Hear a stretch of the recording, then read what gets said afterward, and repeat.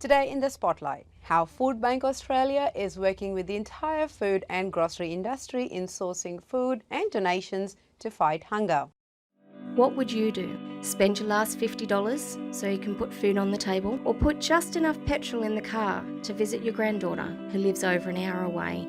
Life wasn't always like this for Sue, a nurse who spent her whole life caring for other people. Found that I had breast cancer, and it was being an active person to not being able to do anything. So there's no wage coming in. I remember it can happen to you, happen to anybody. Sadly, 1 in 6 Australians don't know where their next meal is coming from and are having to make heartbreaking choices, like Sue every day. But you can change that. A donation to Foodbank means people like Sue won't have to choose between food and family. Please donate today. Welcome to In the Spotlight. I am your host, Uruz. Foodbank Australia is a not-for-profit, non-denominational and the only Australian food relief organisation certified by the Global Food Banking Network operating in every state and territory of Australia.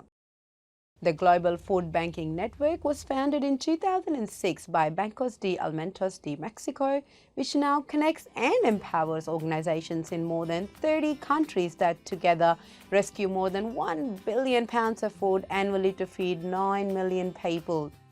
Their mission is to elevate global hunger by collaborating where they are needed and by supporting food banks where they exist to support their vision of creating a world free of hunger. Foodbank Australia are the pantry to the charity sector. They fight hunger by providing food for 710,000 Australians each month and advocate for the almost 1 in 5 Australians who experience food insecurity each year.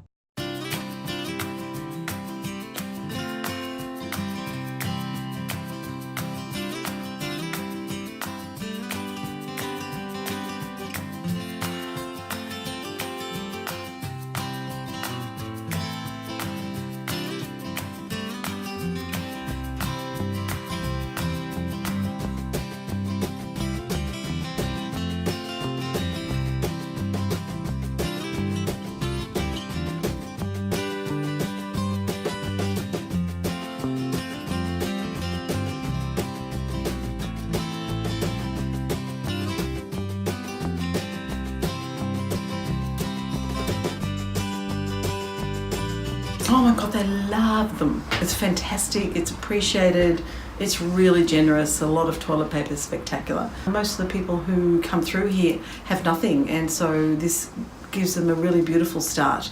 It's just, they come with nothing, so to start with something is just, really a generous offer. Foodbank is fantastic. They really appreciate it.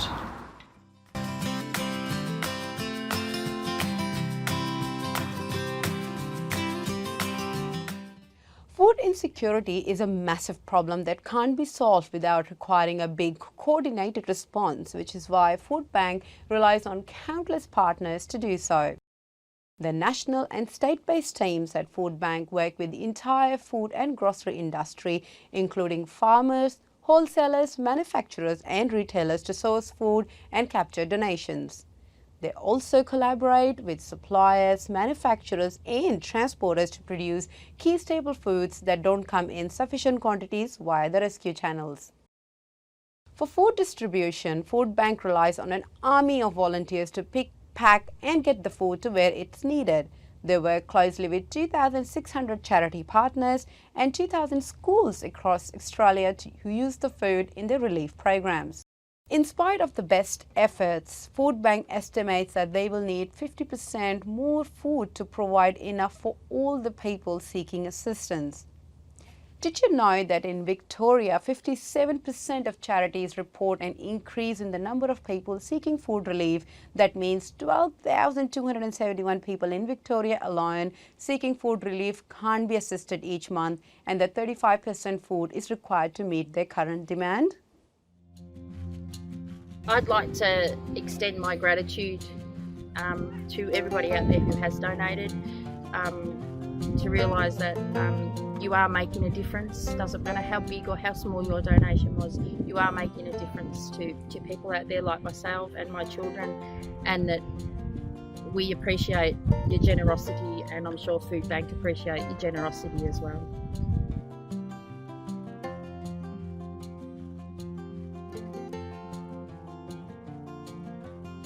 The reason that I was happy to share my story with everybody was because that I wanted people to realise that it doesn't matter who you are or where you come from, that anybody can go through hard times, whether it be because somebody's ill or lost their job or anything that can happen to anybody, and the most impact that it has is on the family and being able to buy things, food, just the simple things that people sometimes forget about. And I think it's important that everybody knows that it can be anybody. It could be your next door neighbour, it could be a friend down the road, it could be somebody related to you, and you don't really know this until they're able to speak out, and sometimes that takes a lot to speak out. So if I can make it easier for somebody else, then I've done my job.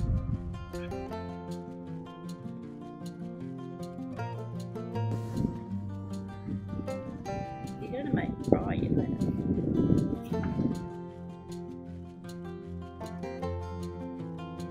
Yeah, it touched my heart to know that there are a lot of people out there that are prepared to give what they can give to enable other people to have a more comfortable life and be able to feed their children and their families. Just want to say to everybody out there, thank you very, very much for your kind donations and your support towards the food bank. Thanks again.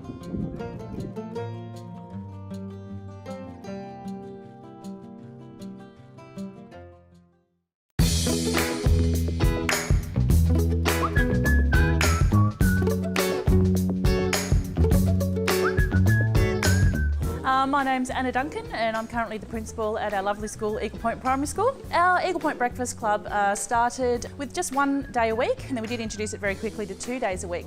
We're now currently at 3 days a week, and we could probably go more. There's a twofold benefit for us. Firstly, that we do have children at school who come to school who would like more to eat. But the other big one for us is the fact that a lot of our children just love having the social interaction in the morning. And with parents working and people being busy, having the time at school to get ready, get their mind set for the day is the biggest benefit for us. So how much? Is 1 scoop or 2? 2. Looks pretty good, doesn't it? My name is Catherine Booth. I've been volunteering here at the Breakfast Club for about 3 months, I think. I work most of the days of the week, so Tuesdays is a day that I'm off, and I thought, you know, I can't do a lot in school, but I can come a bit early on a Tuesday morning and do the Breakfast Club. So it was a good way for me to give back to the school. Having that chance to get a good, nutritious breakfast into them in the morning really helps. And, you know, across a range of families, there's all sorts of reasons why kids miss breakfast. Nearly all school kids can benefit from the opportunity to pop in and get a bit more, because kids never seem to get enough to eat.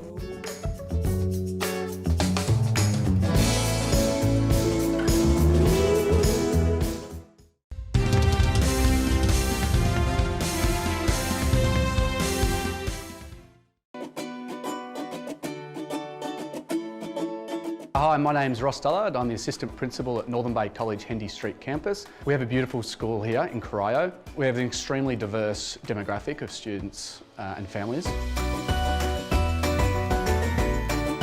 The benefits for our kids having Breakfast Club is that they'll have a full stomach, they'll be able to concentrate with learning. There's lots of social benefits, so in the morning it's a nice good morning, welcome to school. Morning!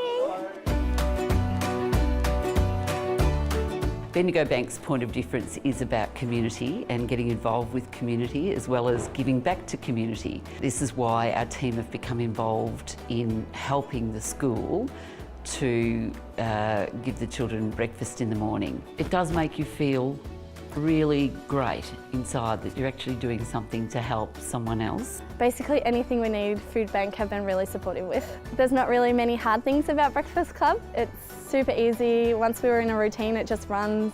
We don't really have any issues.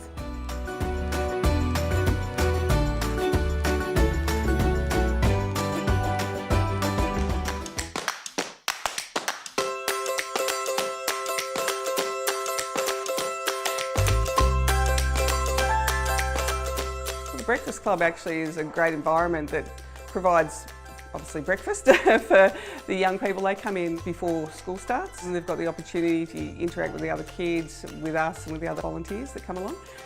And for these programs to get on and up and running and obviously be sustainable, a lot of times they do rely on volunteers.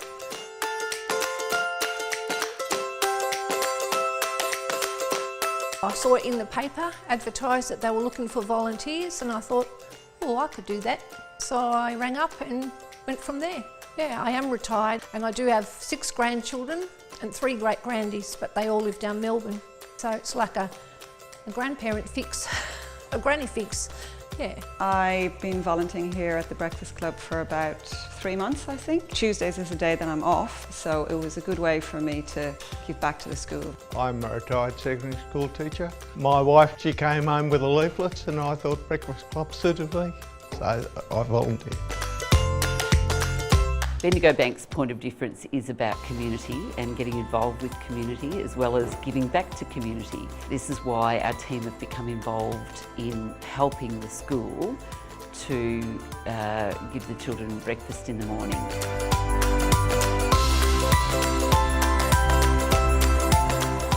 It broadens your mind, basically what it does. We're all paid to do a job, but volunteering is it broadens your mind. It gives you a different outlook.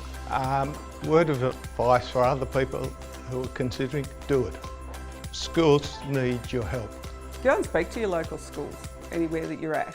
See what they've got on board. You know, they could be looking for just people to run anything like breakfast clubs or support education within that school. It's fun, it's fun. I enjoy coming and I'm going to continue coming, yeah.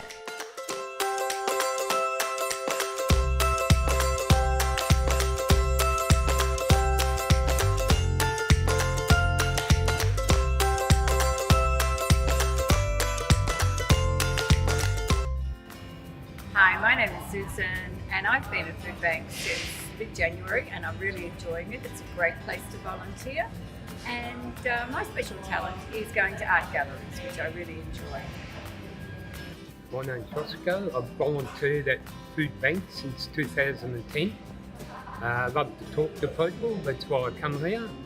So you can have a chat with the customers when they come in and have a joke and it's good fun. My name's Deirdre. I've been volunteering here for just over a year now. My special talent is planning holidays. Hi, my name is David and I've been volunteer for 5 years. In my spare time, I'll do parkour. Hi, I'm Yvonne Myers. I've been volunteering at Food Bank for the last 6 years, loving it. My best talents, actually I've got a few talents. One is watching TV, listening to music, love it, love it, love it. And cooking. Hello, my name's Terry. I've been at Food Bank for about 8 years now.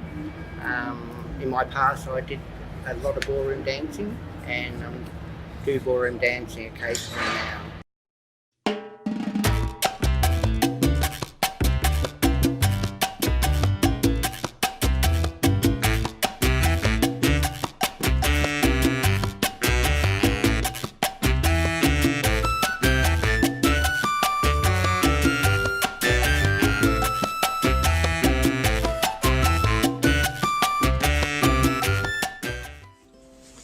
I've got a lovely bunch of coconuts. Here they are all standing in a row. Big ones, small ones, some as big as your head. Give 'em a flick, a twick of the wrist, that's what the joker said. Hi, I'm Michael and I work at Food Bank as a volunteer. I've been here about 18 months now and I work with a team in the pick-pack area. And we haven't got any coconuts today, but if we did, we'd get them out pretty quick smart to the people who could use them. That's one of the reasons I work at Food Bank, because what we do as a team goes directly to the people the next day and they can use it. I also volunteer with the ukulele at community groups and I teach seniors the ukulele. Music is such a wonderful thing for mental health, and it makes people happy. Singing and playing is one of the best things you can do. So I better get back to work now, and here we go. I've got a lovely bunch of coconuts, and they are all standing in a row. There goes me wife. Hi, I'm Harriet Shepherd, and I've been working at the food bank since March this year, so just a newbie. I really enjoy working and being part of something so special and worthy of the good work that it does for the community. And the people are really lovely, and the environment's really good to come in and work the day. And my special talent is figure skating, so it's really good. I really enjoy it.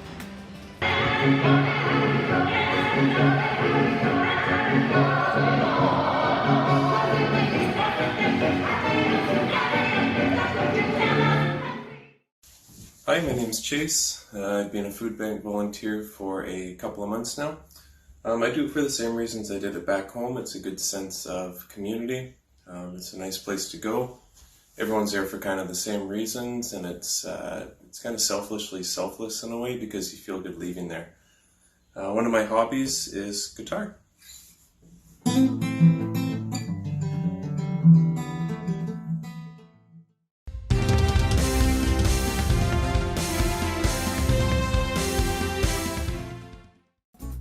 Hi, my name's Adrian Boll, and I will be running 7 marathons in 7 states in 7 days on 7 beaches, and I'm doing that to raise money for Food Bank.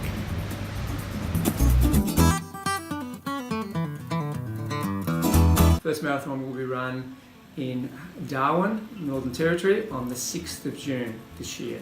That's my 60th. Well, it's very, very hard. I haven't not done a marathon at all myself. I have done one on the sand, though. I can tell you it's horrendous. But I'm building towards doing successive marathons on the sand, something that I don't think it's ever been done before. And each marathon will take approximately 6 to 7 hours, depending on the surfaces and the conditions. There's a lot of families in need. You know, a lot of people, as I said earlier, they are really doing it tough. And if it wasn't for Food Bank, you know, they'd be doing it a lot tougher. You know, they'd be really, really struggling. So they play a vital role, I know, in the community, particularly in our school, in all the schools and all the other communities that they serve. The other aim is to inspire people, young and old, proving that, you know, even at the ripe old age of 60, people can do this. You know, whatever it is that they want to do, they can do, put enough passion and effort and plan and set those goals early. I believe that anything is achievable irrespective of your age. I'm no athlete. I'm just an average guy who's doing something, going to do something extraordinary.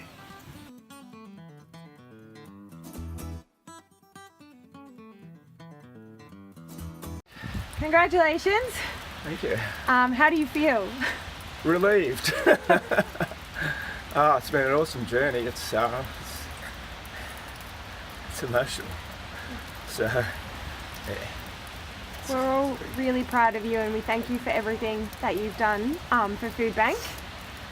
What was sort of the most challenging of the marathons? They were all challenging. The first one was particularly challenging because of the conditions over in Darwin were completely different to what we expected, and it was about 28 degrees, and instead of running a long stretch that I usually do 7 up, back, up, back, I stay with the 7s because it's 7, 7, 7, 7. I had to run 400 metres and then stop it at the end and then stop each time, so I had to do over 100 laps. That was the hardest marathon. How did you feel just knowing this was your last one? Well, I knew that, you know, all my family were going to be here. I knew I was going to get emotional. And but these conditions, I mean, I do all my training here, you know, my pre, my post. So this is, irrespective of the conditions, I'm used to these conditions. I train in all conditions, heat and this. And this is kind of my bread and butter, really. This wind and rain and so forth, you know, it's fine with me. Any final words before we let you get warm and some food? I'm really proud of this, you know, having done it. And I set myself personal challenges as well, like times and so forth, and I wanted to do sub-5s, and I just pretty much did sub-5 hour marathons in succession. So that to me was a personal challenge. Not that it was anything to do with time, you know, it didn't matter how long it took, but when my body got better, I got better every time. You know, the body took more of a hit, but I got fitter every time, and I didn't think that I could do that at 60. But my training suggested that I could do that. Yeah, because I kick a log. It's looking like it's going to be a hot day today, about 31 degrees, even on the top of Mount Buffalo. So it's going to be a tough day, I think. I think Stanley's going to be a problem again. That's a tough hill. Haven't ridden around the high country before, but certainly looking forward to the ride, and the legs are feeling pretty good at the moment, but let's see how they go at the end of the 172 Ks. It's an amazing cause, especially when you hear the stories about the kids that have to go without for breakfast. I hadn't really known much about the hunger problem, especially for young kids in Australia, so this has been a real eye-opener, and it's really stirred a big passion for me to get involved. What I really wanted to make sure with this ride is that it was hard. So it's a 170k bike ride over one day through some of the most picturesque countryside of Victoria. But it also includes a ride up Mount Buffalo and a ride up Mount Stanley. Two difficult climbs, because I want people to understand, while yes, it's a great event and yes, it's beautiful countryside, it's also hard. Chips are down, that's when you knuckle down and get through it. Here we go again. Life's a challenge, and raise yourself to those challenges. I can't tell you how delighted, thrilled and over the moon I am that Montagues and Jazz Apples are a part of this event. I think it's very important as growers that we understand the hardships that some people go through. We do live in a country that has such an amazing array of food. It's some of the freshest, greenest, cleanest product in the world. I think it's been a really well organised event. Feels like we're in a peloton with a bunch of pros, and yeah, you feel safe. A lot of things go through your mind. It's physically challenging, it's kind of mentally even more challenging, and then it's like, okay, well, what kind of gets you there and what gets you there over the hill? As that kind of whittles away and you're really struggling, it just comes down to kind of pure grit, really. A couple of guys who haven't done a lot of riding, and they've actually got over some of those steep pinches in a great deal of pain, to be frank, but they've done a wonderful job. Stanley was the killer. It just didn't let up. It was just go, go, go. We got up to the top and then rolled in the pub. It was bloody good fun. The Hunger Ride's a great way of bringing the community together. Whether you love riding a bike or you love supporting those that ride bikes. It's all about making sure that we can feed people and make sure that there's food on the table for those 4 million Australians every year that rely on it. That's the Hunger Ride. My name's Amberley. I'm the conductor of Melbourne Youth Strings, which is one of the ensembles within Melbourne Youth Orchestras. My ensemble has almost 70 students involved. They're aged from 8 to about 14. I'm Helen and I play with Melbourne Youth Strings, and I've been playing for 4 years now. I'm Will and I play cello in Melbourne Youth Strings. Foodbank came to us with some amazing statistics, and they said, what would 500,000 rumbling children's tummies sound like, and how would that be reflected in music? So I spoke to the students who had some ideas about what keys the music should be in, what articulation it should have, what the dynamics should be, and they gave me some fantastic ideas, and I went and composed a sad-ish melody. We then brought it back and workshopped it with the students, and they were able to give their feedback on what they liked and what they didn't like, and they changed the tempo and they changed lots of things to make it theirs. I think it's really emotional and moving, and it works well in this way, yeah. Yeah, it's a kind of a sad, like a melancholy song, which shows the feeling and the cause that it's for. I think they did a great job. I'm really, really proud of them. Already just the impact of telling these students those statistics of 500,000 children go hungry has already made an impact, because they've gone home and told their families already, and the increased knowledge will be really, really excellent for everyone to understand the depth of the issue. If you or your organisation would like to support Foodbank by either volunteering or donating, please head over to their website www.foodbank.org.au. That's www.foodbank.org.au. Mother Teresa said, if you can't feed 100 people, then just feed one. Thank you for watching us today. Good night.